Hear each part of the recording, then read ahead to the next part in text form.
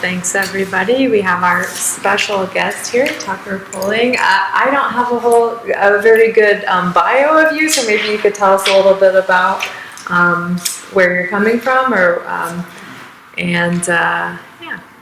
Well, I was born in a pickup truck. And that's actually true. Yeah, Kansas cliche over here. But I'm an attorney. I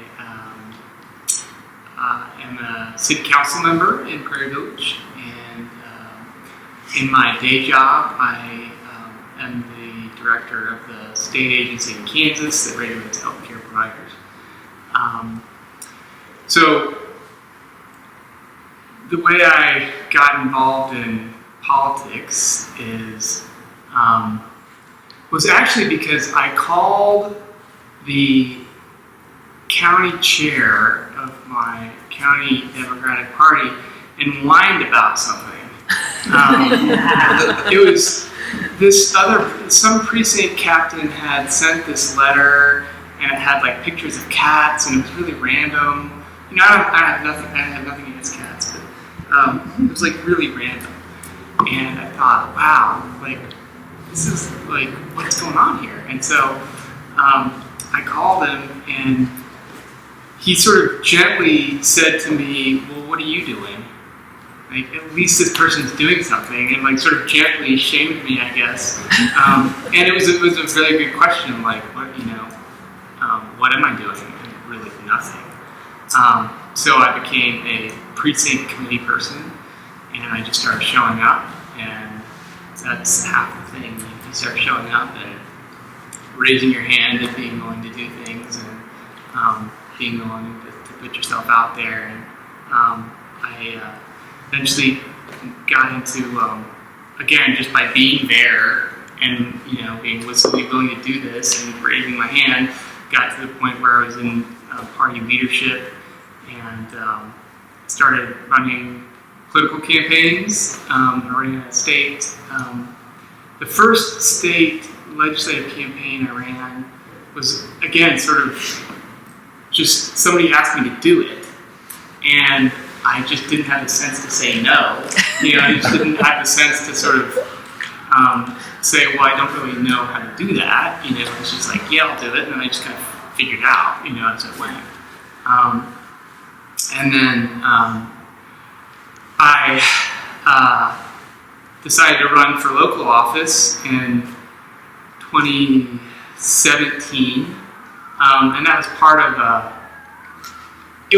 a concerted effort that I was a part of, because after what happened in 2016 happened, there was a lot of sort of, at least for me, soul searching about, wow, like things are not the way I thought they were, and what to do about that.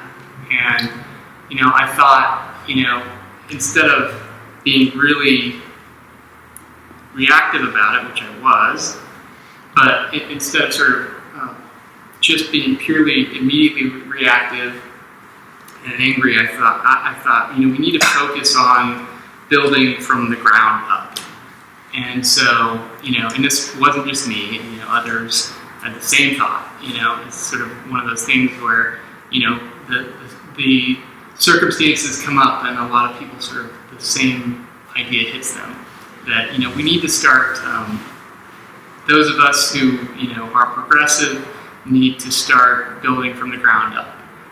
Building from the school boards, the city councils, the county commissions, because that's how, a lot, at that time, it wasn't that long ago, it was a couple of years ago, and, the sort of people were talking about the resistance. Well, if you're going to have any sort of meaningful long-term resistance, I think it has to come from the ground up.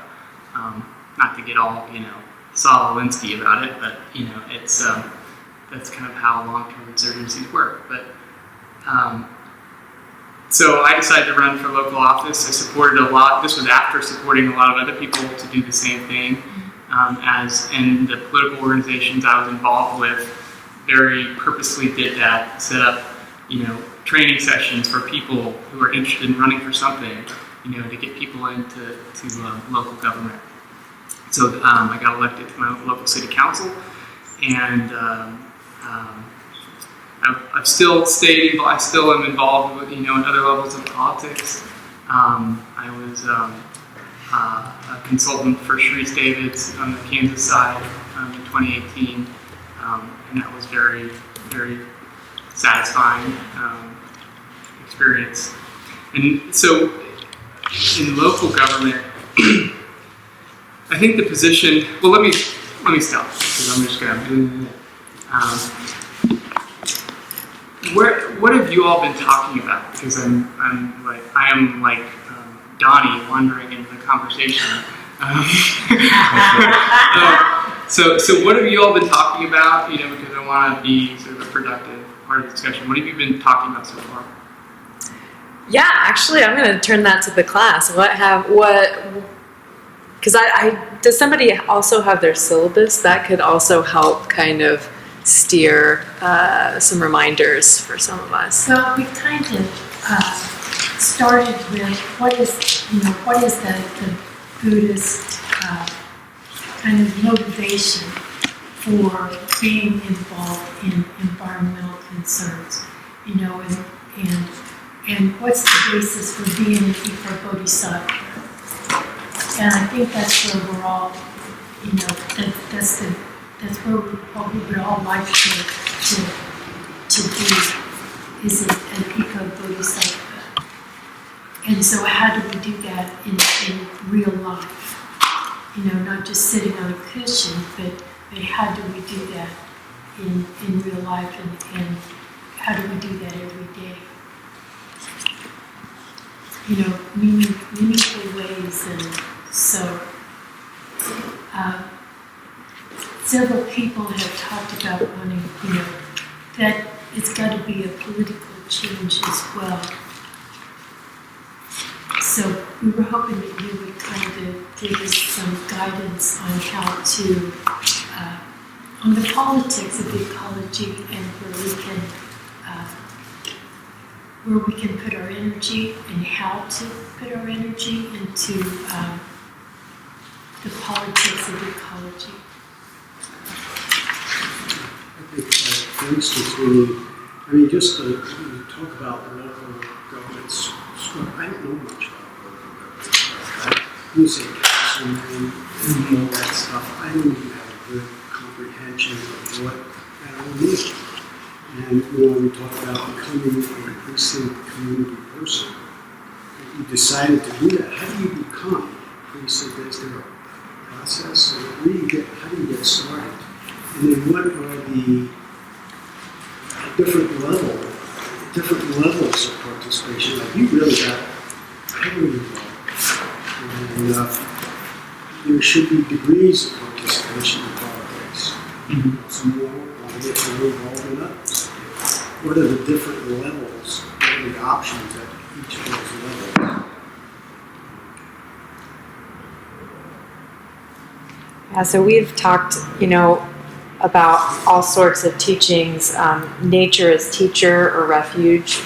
So we kind of went from some different Buddhist theoretical, if you will, to some more contemporary teachings or contemporary interpretations of the Buddhist teachings. And then we looked at Buddhism throughout the world most recently.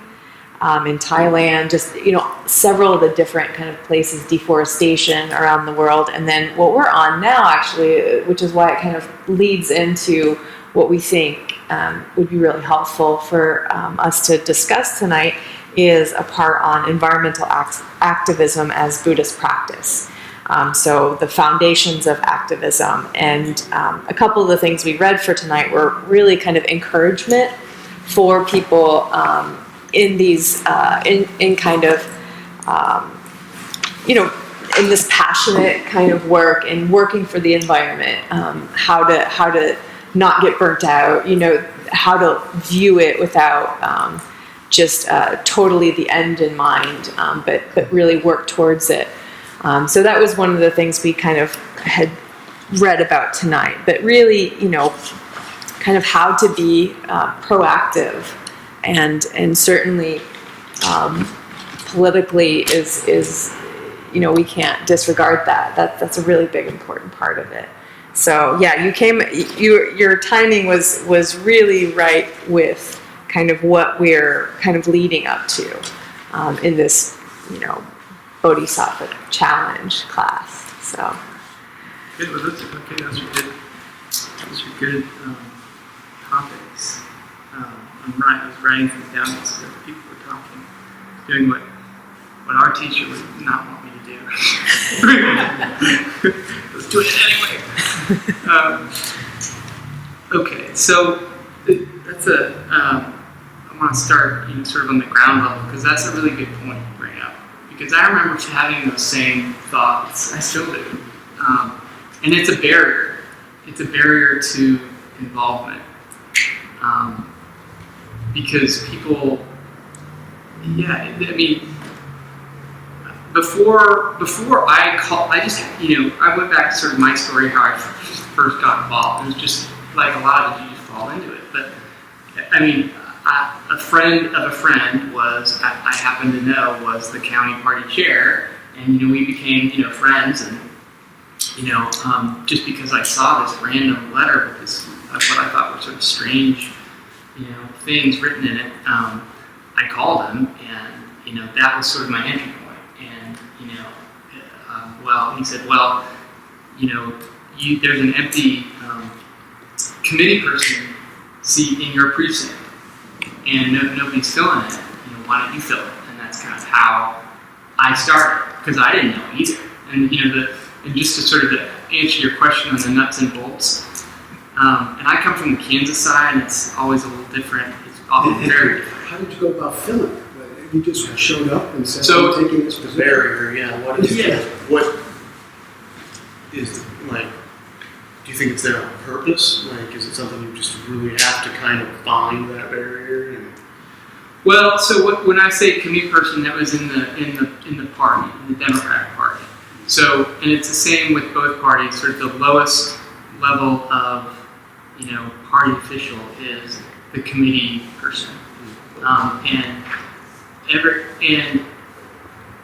you're broken down. Although this does change depending on the state and region, but I'll use Kansas as a pretty common structure. You're broken down, into districts. You have congressional districts, you have state senate districts, you have house districts, house state districts, and you're broken further down into wards and precincts. So precinct is sort of the lowest, like the lowest subdivision is your precinct. So my precinct is precinct 3-2 in Prairie Village, Kansas, and so it's Ward 3, precinct 2, and it's probably, I don't know, a couple square miles, and it's set up so you have at least we set it up so you have a male and a female precinct person theoretically for each precinct, but the reality is they're rarely filled, and a lot of times they're empty, and it's basically whoever wants to do it. And whoever's willing to do it, and so that's if it's empty, the county chairperson can just appoint somebody, but you do run for elections. You run for it is technically an elected position. The reality is that at least on the Kansas side, there are very few times where there's a precinct committee person where it's a really contested election. It's really, for the most part, are you willing to do it? Are you willing to put your name on the ballot? So, my entry point was an empty slot, and the county chair was able to just put me in there, and then I was on the ballot the next time around. But the entry point, if you don't know anybody, and if you were just new to town, you can just contact the election office and see what precinct you're in, and see when the next election is, and fill out a form, say you want to run, and there's a decent chance you may run unopposed.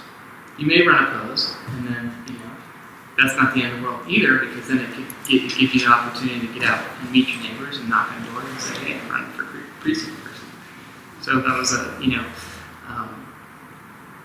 lengthy answer, but That's exactly. That's good. Yeah. That's good. but that's so that's an explanation of that. But you also touched on the structure of local government, and that can also vary a lot from area to area.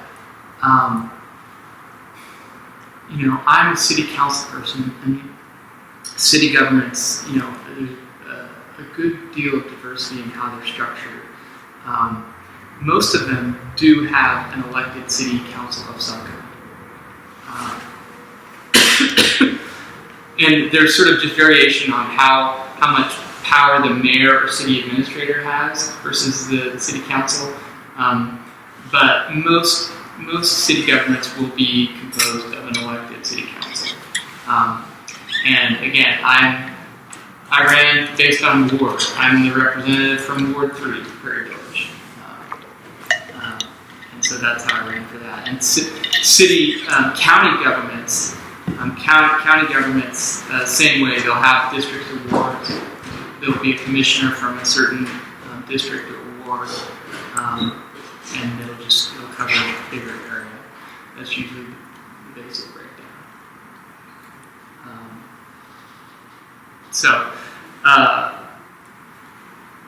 Is there anywhere on the web that this is outlined where you could go, a good site? Not in a centralized way. You would have to go. So, in terms of opportunities to be a committee person for your party, probably the best point of contact is either wherever your local county election office is one good resource, and just the party itself.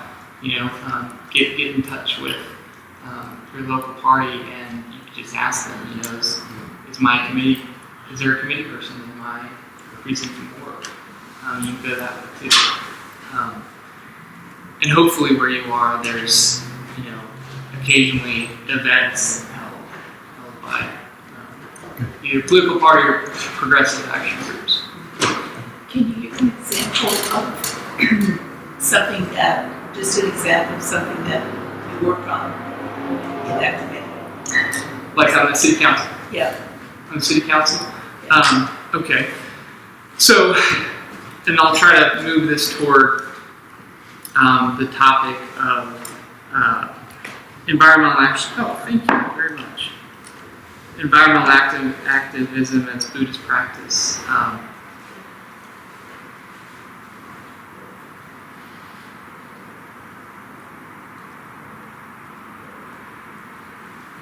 So, what we're facing in terms of how these issues fall to local governments now, and how we can take action at the local level now, is that at the federal level there's been essentially abandonment. Could you speak a little louder, please? Yeah, at the federal level there has been essentially abandonment of any responsibility on these issues. The only way to change that is to change, what's happening at the federal level and change who are in the seats in the federal level. And I'm definitely supportive of that and have been involved in that. But so we have the abandonment at the federal level. At the state level where we are, similar. They're going in the opposite direction. Abandonment of environmental, of sustainability issues. And actually that right now, it's gotten to the point where that's the best case scenario, is abandonment. That they're not doing anything is the best case scenario, because what we're facing now is that they are proactively trying to stop us from doing anything. And so one thing, my wife said I should probably disclose that I'm not in a very good headspace in terms of politics right now. I'm not, because the last 72 hours have not been good on multiple fronts from my perspective. And one of them is we're fighting this bill in Kansas, which has already passed in Missouri. So where we are sitting now, local governments in Missouri cannot restrict single-use plastics. You know, and I in our city, I proposed a single-use plastics ban, and other cities are looking to do the same in Kansas. Wichita, Lawrence, both looking to do the same. And so in the legislature in Kansas right now, they're looking to do what Missouri has already done, which is to say to us cities, not only are we not going to do anything on this, but you can't. You can't do it. But, you know, on the positive note, you know, I think on the Kansas side, that bill is probably not going to become law because we have a governor who will veto it. But that's one thing. The most recent example is something that we're doing at the local level. We are taking action to find what policies we can put in place to reduce the use of single-use plastics in our community. And people may say, well, you know, you're just one city, you know, what good is that going to do? You know, a couple of responses I have, you know, the ocean is made up of droplets of water, one, you know, that's sort of a theoretical response, but also, just in terms of practical politics, there is a domino effect. So one of the most important thing for me in terms of my political agenda on the city council was to get a non-discrimination ordinance passed. And part of that was to work with other cities to cause a domino effect across Johnson County. And that's happened. You know, we passed it, you know, the community next to us passed it, and now most of Johnson County, there are non-discrimination ordinances in place for folks that are not protected by state or federal law. That has nothing to do with plastics, right? Nothing, but it's an example of how what you do at the local level can dominate, because people may say, well, what if you reduce single-use plastics in Prairie Village, Kansas, what good is that? Well, because there is a domino effect, and there's precedent for it, and so you have to think about, you know, the leadership aspect of it. You know, not only the good you're doing, you know, on the ground in whatever little area you have, but you know, what effect in terms of leadership will that have on others who see the example and take action? Because there's a lot of goodwill out there. They don't have to do it. But the domino effect is just, they don't have to do that. No. If you pass something locally, let's say, you say it's a domino, they may not do it. They're not obligated in any way to pass whatever you guys pass. And the domino effect is just a descriptor, it's not an imperative.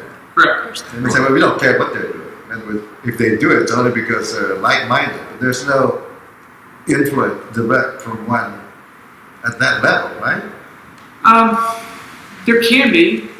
So going back to the... No, but there's not. I'm saying, if we're a council person and we don't like what another one did, we can just ignore it. Right? And then we're not obligated or whatever to do what they do. Right. And then the domino effect is just a description. It's not an in place influence structure.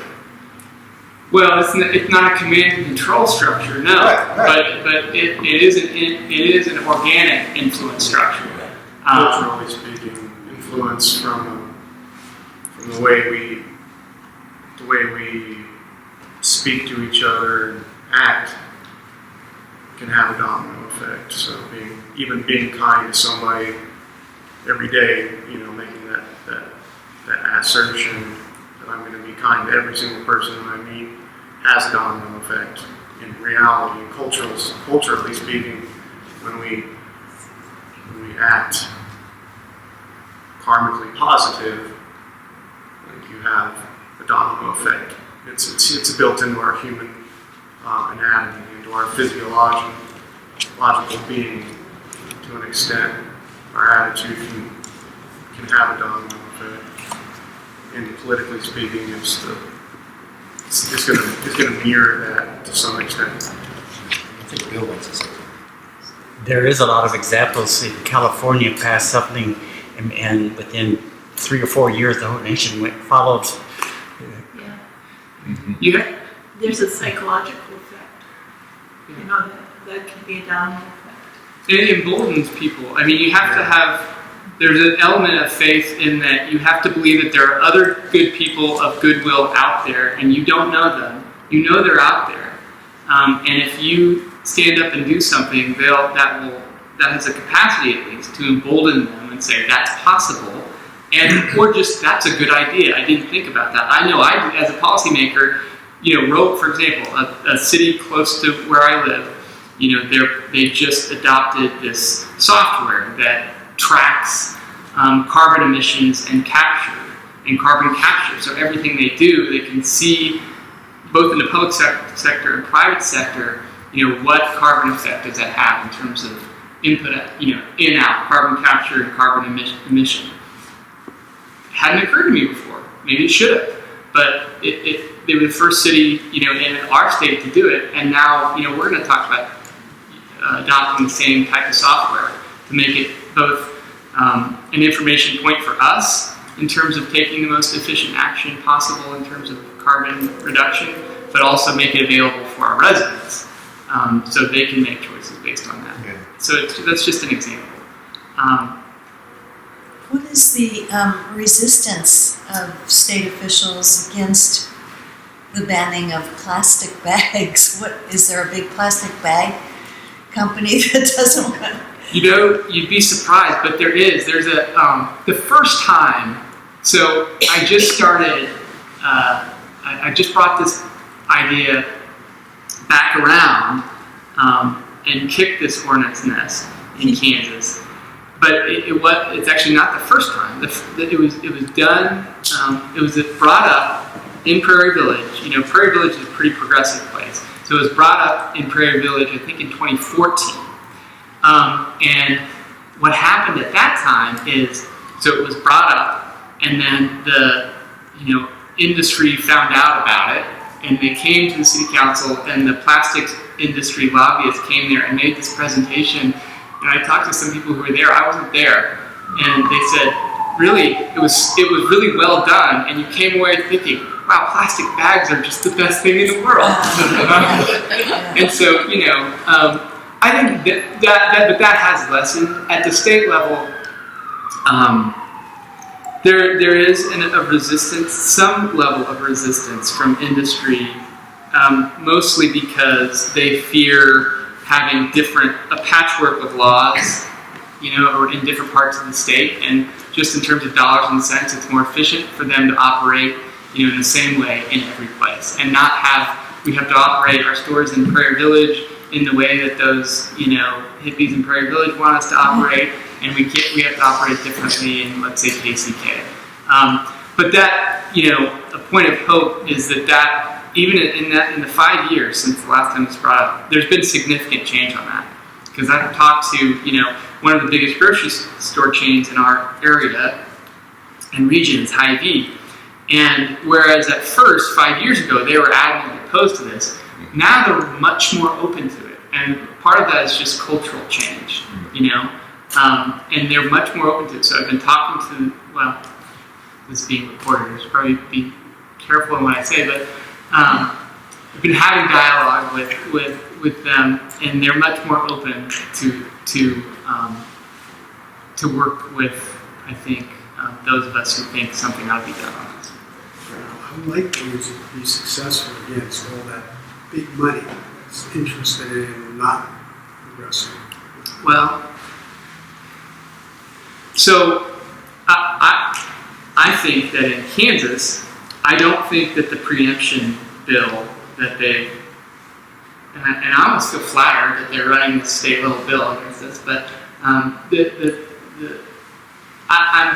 I'm cautiously optimistic that in Kansas, that effort to stop us will not succeed, because I'm optimistic that the governor will veto it. And I think in our community, I think we have a very good chance of it getting passed. And again, similar to the non-discrimination ordinance, if you start in a place like Prairie Village is fairly progressive, and then the next community does it, and then there is a tendency for it to spread, because people want this. I mean, people really, I think there has been a change that people realize that we need to do something on a host of environmental issues, and people see this, and it's spreading not only among sort of traditionally progressive people, but there's actually a growing amount of support within the agricultural community, because what's happening is that these plastic bags specifically, they blow into fields and cattle swallow them and can kill them. And so now the ranchers are like, okay, this is a problem for us too. And so I think there's more, I don't know, there's a consensus building that something needs to happen. So I'm actually optimistic that we'll get that passed in Prairie Village. And I think, we were talking about conscious versus, just sort of organic domino effect. And it can be both. And so, again, going back to the non-discrimination ordinance example, before I raised that in Prairie Village, I reached out to other, people I knew who were like-minded in other governments, in Johnson County, to talk about what do you think about this? How many people can you include in the conversation? And let's get something that we can all be comfortable with. So if it's successful here, you can try it there. And some of that is going on with the plastics ban as well. So you can be intentional about it. And sort of getting to the issue of environmental action, local action as Dharma practice.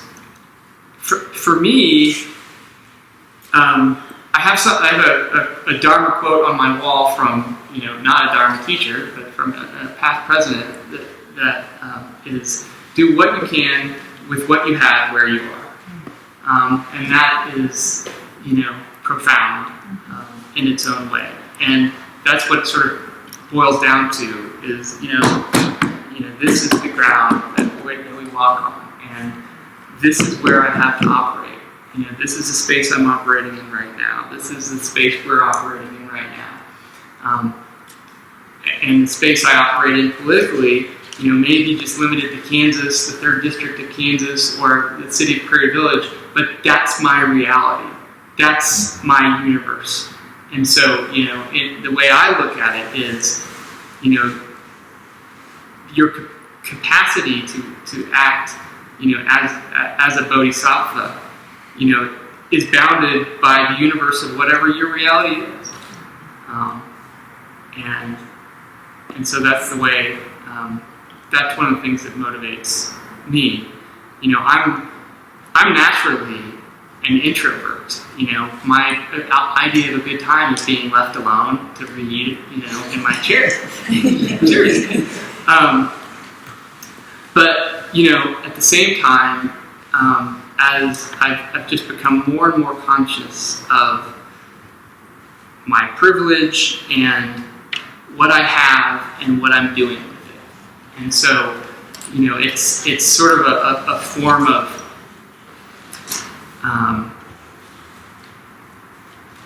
if I'm honest, it's a form of therapy, that I can be more comfortable,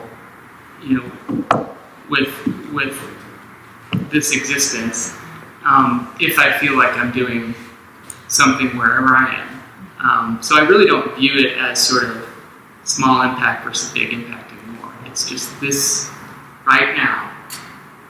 This is our reality. Yeah. I have a question. That's sort of interesting because we're talking about bottoms-up influence, right? Which is, I think, essential to the democratic process. It's not just all top-down, it's actually bottoms-up. Now, in your position, you're saying, see, what is the structural mechanism that allows that bottoms-up, to actually reach and address, really national global issues. There's a book a long time ago called What's Wrong with Castes, I don't know if you're familiar with that.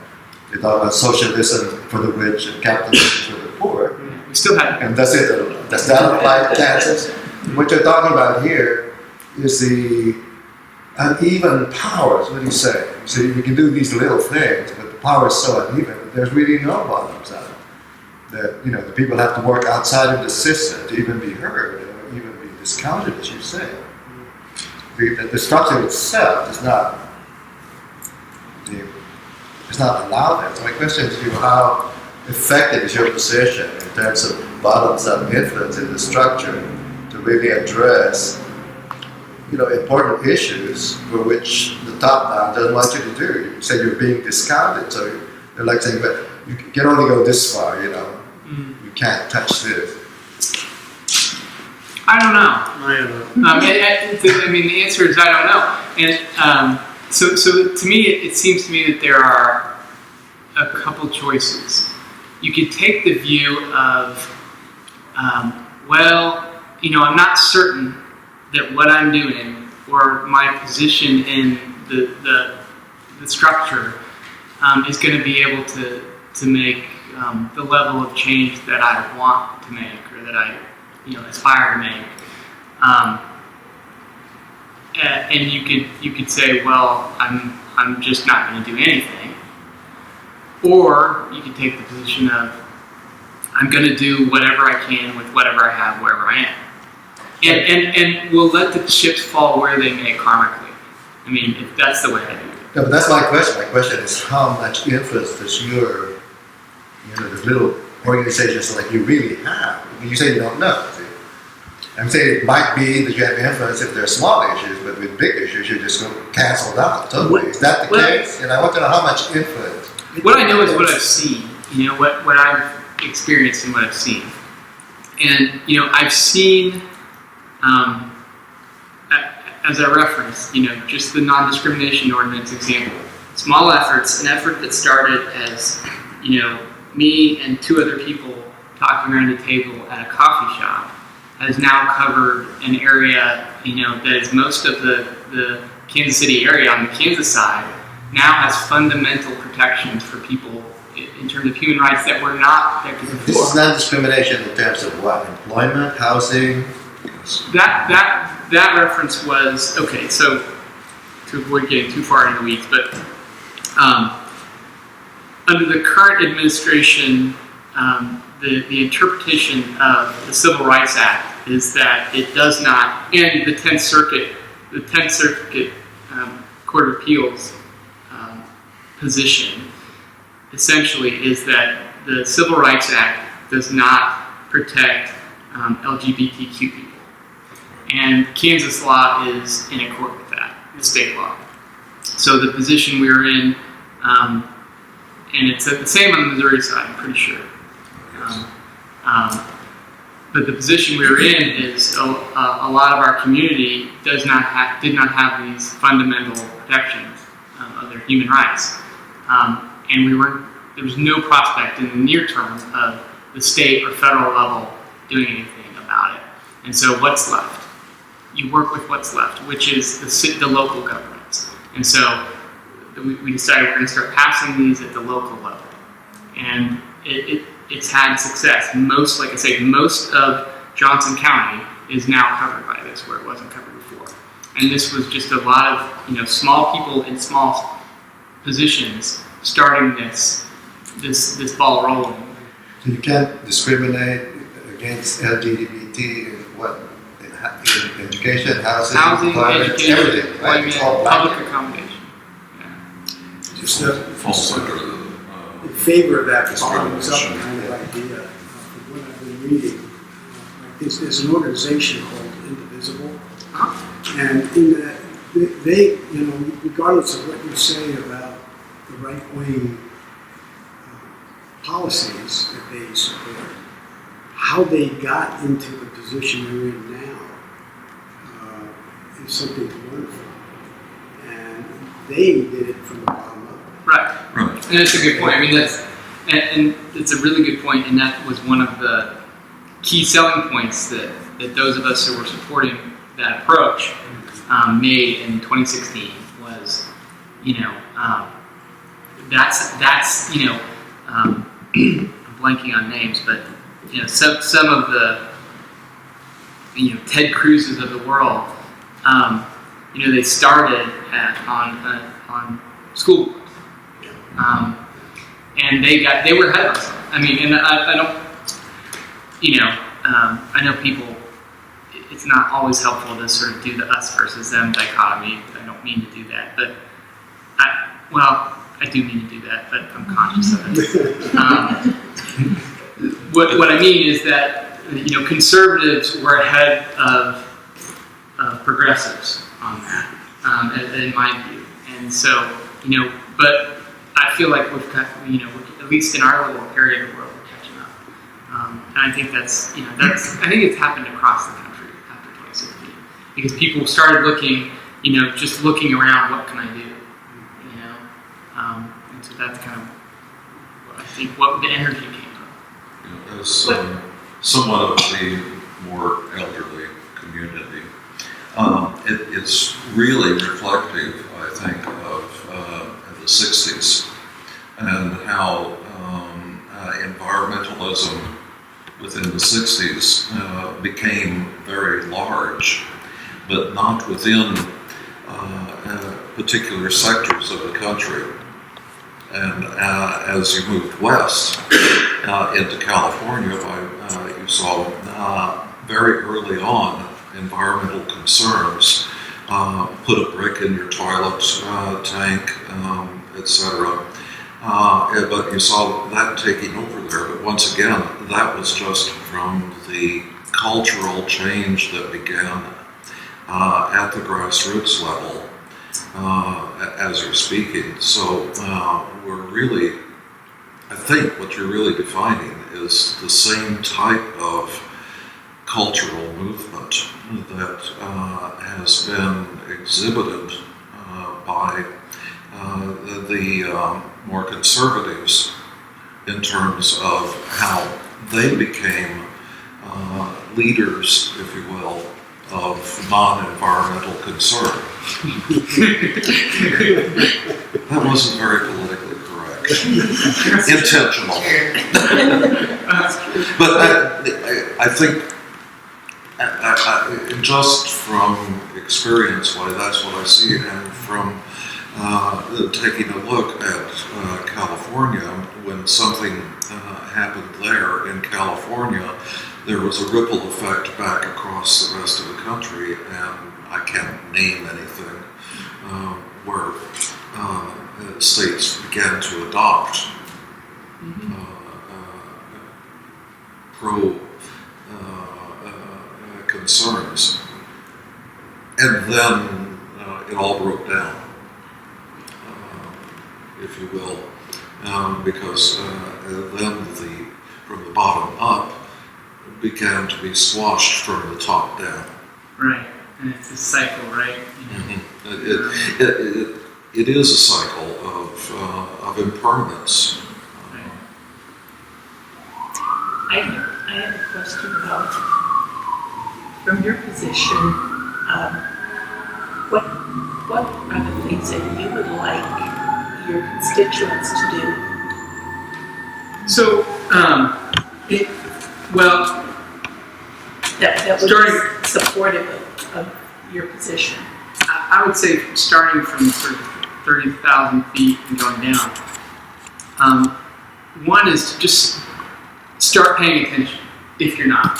And if you are, start paying more attention to what's happening at the local level. Because we all get inundated with, frankly, the infotainment of, it's more entertaining to hear about what Donald Trump did today that's insane, than to talk about what's happening locally in your community that's actually affecting you and the other human beings that live in your neighborhood on a day-to-day basis.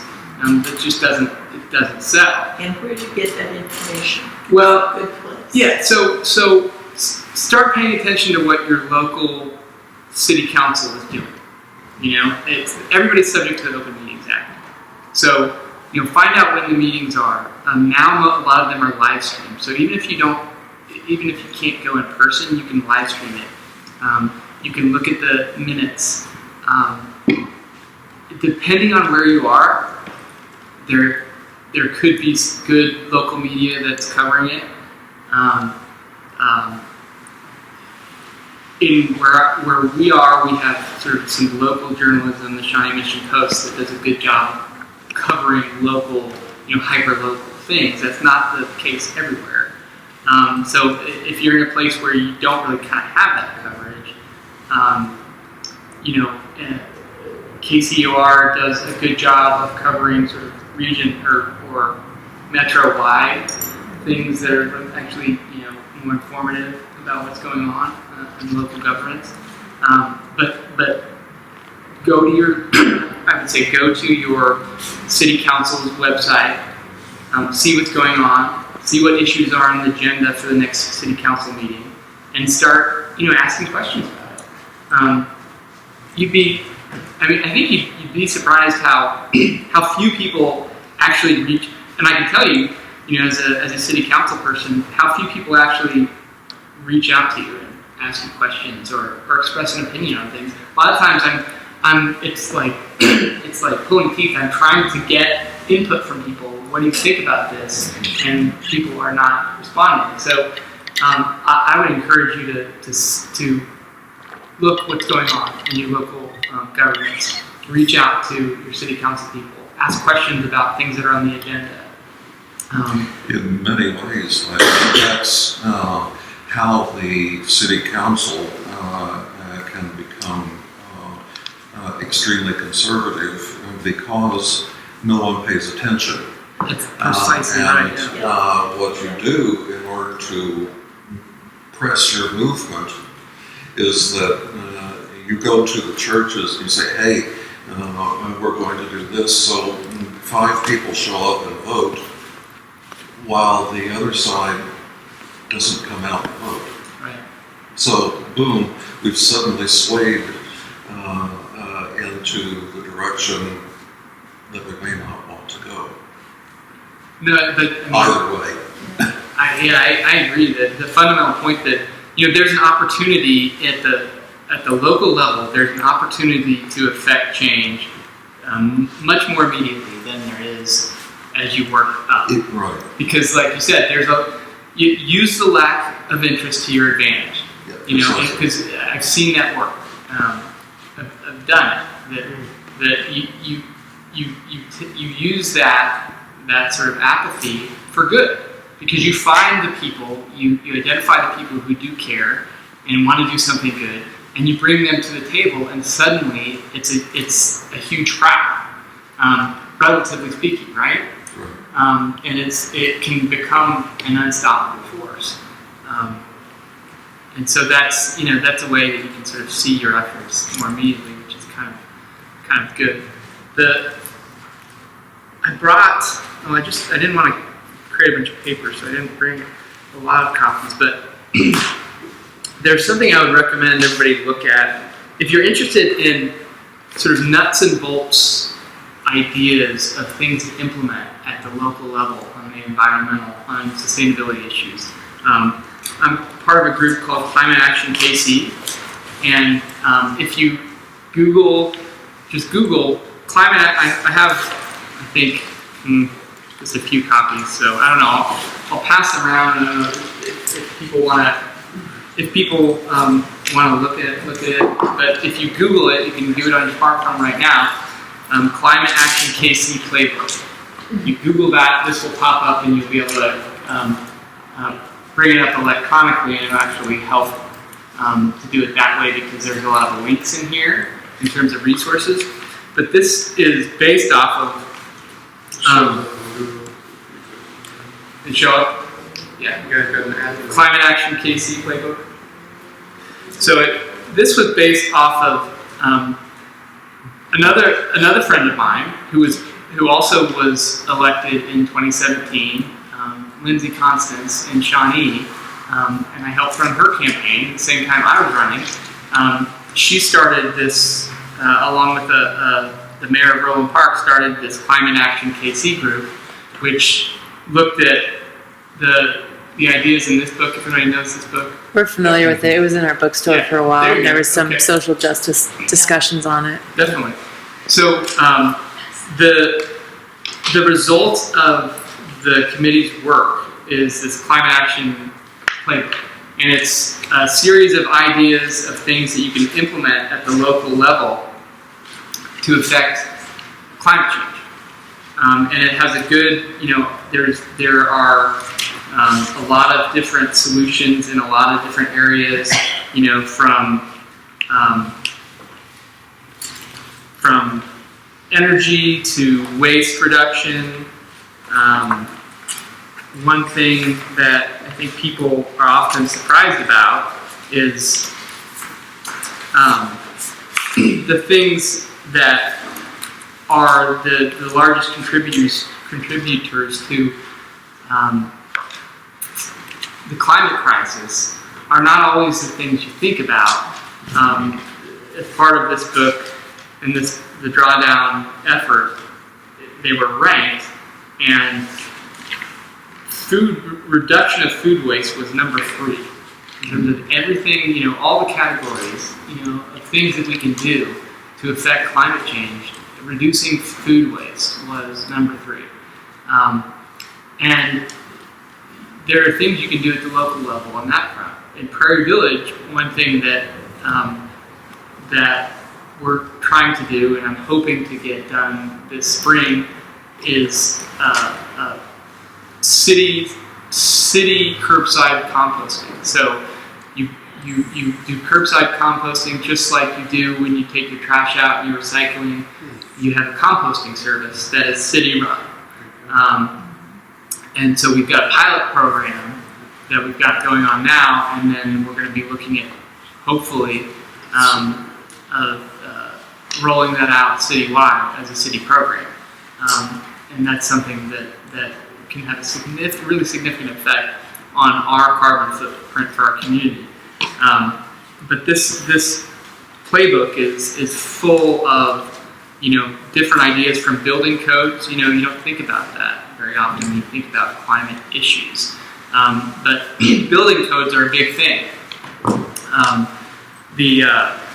The U.S. Green Building Code, the U.S. Green Building Council has a green building code that you can use as a reference point for amendments to local building codes, because that has a huge effect on your carbon footprint, how buildings are built. That's something that we'll probably be looking at doing in the future. But what I would recommend doing, if you're interested in some of the more sort of getting down to the nitty-gritty of ideas that you can propose, you can talk to your local leaders about, or just build your own grassroots movement in support of, are some of these things that are in this climate action playbook. And there are some really good resources in here along that correspond to each of these solutions that are listed in here, and also examples of other cities that are implementing these things. So you can come to the table armed with, here's an example of what another city has done. Here's some resources that I have in terms of research that can be helpful to get the ball rolling. The development of a grassroots group. Are you talking about groups like this? To talk about these issues and work together, or gathering friends, having house parties, getting together, talking about issues. Is that what you're talking about? It can be like that. There are plenty of examples of groups of people just organically deciding to get together with like-minded people and brainstorm about, okay, how can we get movement on this particular action item, where we are, and then going to and building from outside of the government structure first, and what I recommend if you're going to go that way is start with people that you think would be interested, and brainstorm about who can we include, who else can we include, who else can we listen to. People talk, we talk about inclusivity as sort of this sort of warm and fuzzy thing, And it's a good thing to do morally and ethically, to be inclusive of all types of communities, but it also is very efficient and very productive to when you're approaching any organizing task, is to think, what other voices can I include? Who else can I listen to?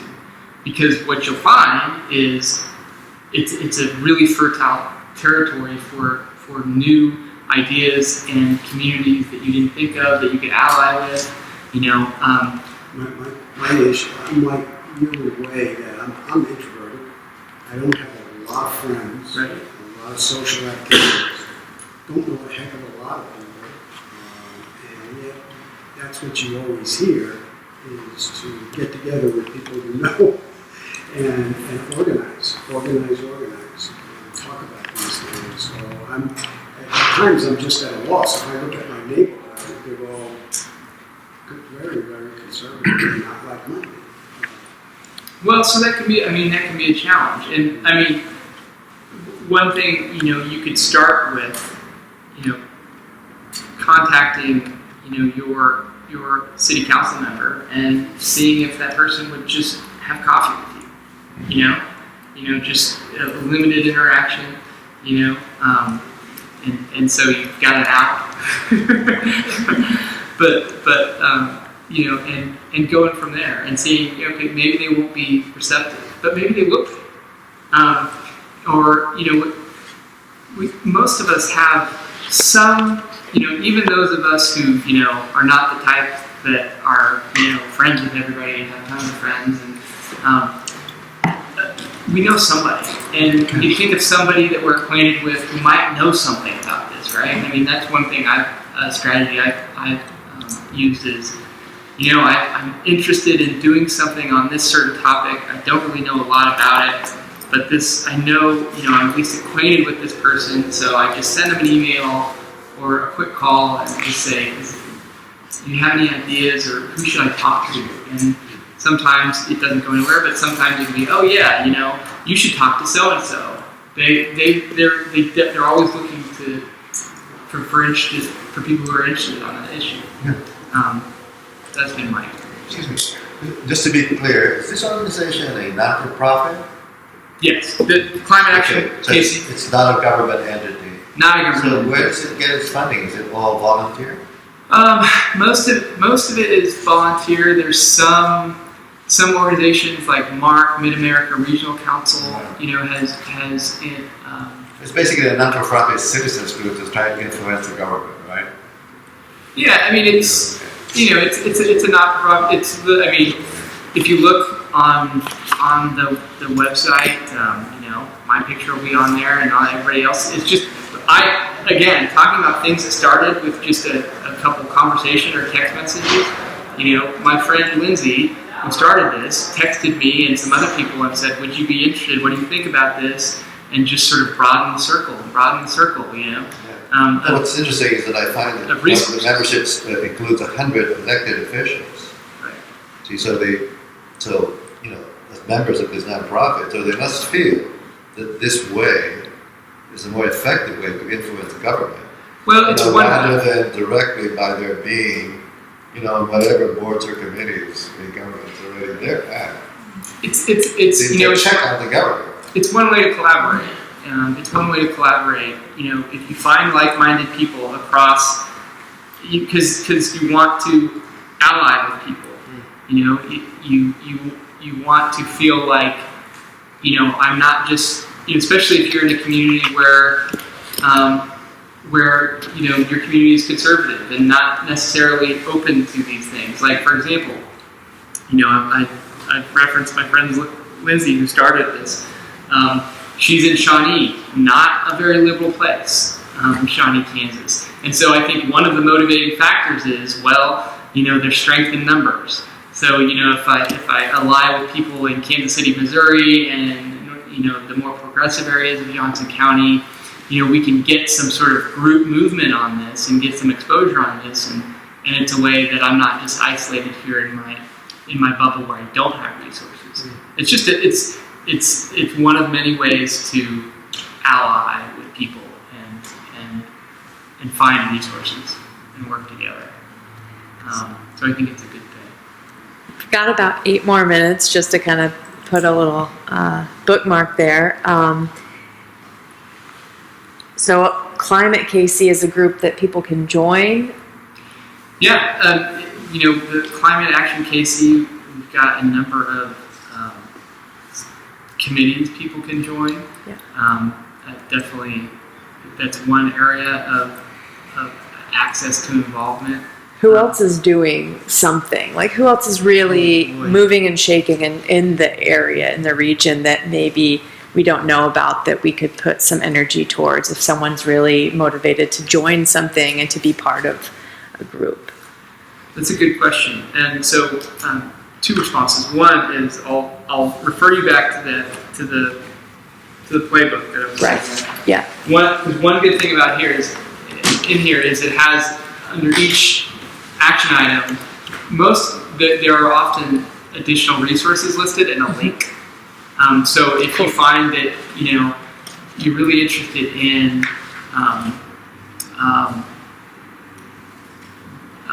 bikeability, walkability, which is a really important aspect of sustainable development. One of the links that will be provided would be Bike Walk KC. Bike Walk KC is a very active group that promotes bikeability and walkability. So there are a lot of good resources in the Climate Action KC playbook. If we talked about ways to get involved on the political side. Get involved at the local level, precinct committee person. If you want to get involved and work in politics, I highly recommend doing that. Because it's an entry point. You learn, some basic political organizing skills. If that's not your thing or it doesn't, work out where you are, find a political candidate or campaign that you can get involved with. And you can do that, it's very easy to do it at the, more local levels, state level candidates, people running for the state legislature, state senate, or city positions. They're always looking for people to help out. But even larger campaigns, congressional campaigns. I know a lot of people, I worked on Sharice David's campaign, and a lot of people I know who are now really involved in politics, and some are even, in elected positions now. They started, by just walking in and coming to one of our Sharice David's events at somebody's house, to knock on some doors or make some phone calls, and they say, hey, I like this, and they develop a sort of network, and then people say, well, why don't you do this? Why don't you do that? And again, you just keep showing up and, be willing to do things, and you find there's a lot of opportunities. And you even meet her mother. Sharice's mother. We met her mother. Oh, she's awesome. Yeah, I spent a lot of time with Sharice's mom. Sharice's mom is awesome. And she is. A lot of people don't know, but she was a drill sergeant. Yes. And I was teaching, I cannot see you being a drill sergeant. But Exactly. Sharice says that she was. But yeah. After just a couple minutes of searching here on the internet, there's a website, kceb.org, Kansas City Board of Election Commissioners, if you are interested in doing any type of searching and that thing. It has the numbers to call to find what positions are available, when you need to have things turned in, the Secretary of State's phone numbers, email addresses, federal and state office phone numbers, county offices, city offices. That's KCEB. kceb.org /candidates/housing fund. It looks like it's pretty organized, and all your filing dates, statutes, all that kind of stuff. Well, to kind of bring it back to the reading, we had encouraging words for activists, and Jonah Macy starts to conclude by saying it also helps a lot to remember that each of us has been called into being at this time. I am convinced of that. We are not here by accident. Is it my imagination to think that we have chosen this? Is it not a privilege to be incarnating at a time when the stakes are really high, at a time when everything you've ever learned about interconnectedness, about trust, about courage can be put to the test? Each one of us, I believe, is a gift to the earth, is giving to it. Each one of us, I believe, is a gift to the earth, is giving to itself now a unique gift. Every anguish, betrayal, disappointment can even help prepare us for the work of healing. You don't need to be extraordinary. If the world is to be healed through human efforts, I am convinced it will be by ordinary people, people who love for this life, whose love for this life is even greater than their fear, people who can open to the web of life that called us into being, and who can rest in the vitality of that larger body. So hopefully you all got something from that, those encouraging words, and from the encouragement of someone in our own Sangha who's kind of gone out there and taken a lot of action, made a lot of ripple effects. We really appreciate all your efforts so far, and we appreciate you coming here tonight, even though you clearly have a lot on your plate, and a young one at home too. Yeah, 2-year-old and a 4-year-old. Yeah, so thank you so much. We really appreciate this. It's great being here. I don't get to come as often as I would like now that the little humans. That happens. Well, thank you again, and perhaps we can do a dedication prayer to kind of conclude our session.